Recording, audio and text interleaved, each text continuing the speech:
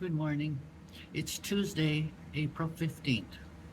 I hope you have your taxes done. Um, I've worked with a lot of people, and there's a lot of problems with our adult children nowadays. Um, I think it has a lot to do with the drugs and the addictions, and um, you know, they're just different. The kids nowadays, the adult kids nowadays. They've had usually a lot. We've given them everything, and and they don't seem to appreciate it, and they don't seem to um, talk to us about it, and things like that. And so, I was reading the Prodigal Son, and that story is what Jesus told, and it's a story about a man who had two sons, and one of the younger sons said to him, "Can I have my inheritance now?" And so the father gave him his inheritance. And he went to another country, spent it all on stuff that young men spend it on. And, um, and then he found himself with no money. And not only that, but there was a famine in the land. Everybody just really lost everything. And he was ending up feeding the swine for another man in order to keep himself alive. And he looked at what they were eating and he said, they eat better than I do. And if I was at home, my father's servants would always have something to eat. And maybe my father would let me be a servant if I went back to him. And so he comes back, and his father greets him with open arms and has a celebration for him. And so, what do you think happens after that?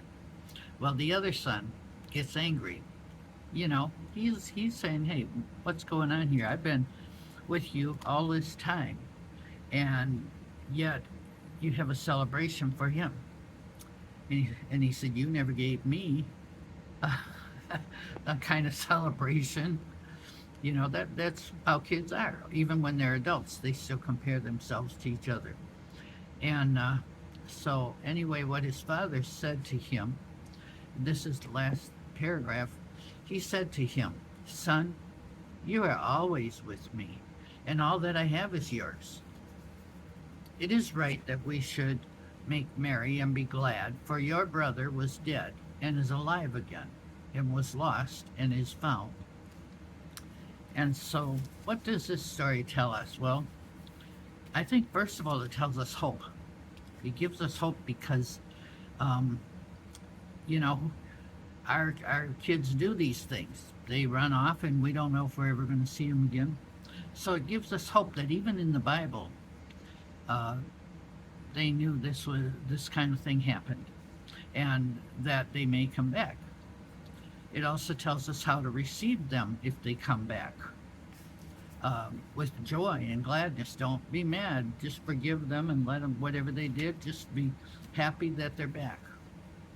And then I think when the father was talking to his other son, where he said, "You are always with me, and all that I have is yours," I think he's talking about God. God is saying this to us, that we are always with him, and all that he has is ours.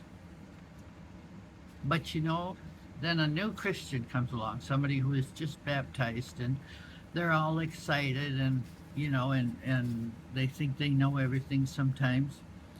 And we have to be tolerant of them, and we have to not be mad and not be jealous or anything if we see God giving them blessing after blessing.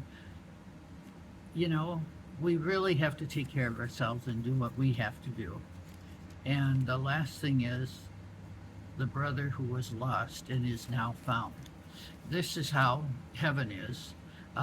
If you are lost and then you come to God, you come back and you become baptized and you take Jesus as your Savior, now you're found. And the angels in heaven celebrate. There's a big celebration for each person who truthfully, genuinely takes Christ. And so that too, this is all about the kingdom of heaven and about earth. And only Jesus could make it so it works out like that. But if you have children that are lost or won't come back to you or won't talk to you, just have hope. And you can pray for them every day, but you have to let them have their time too. And hopefully nowadays we have worse drugs, and so hopefully they will be alive and come back to you. So God bless you and have a great day.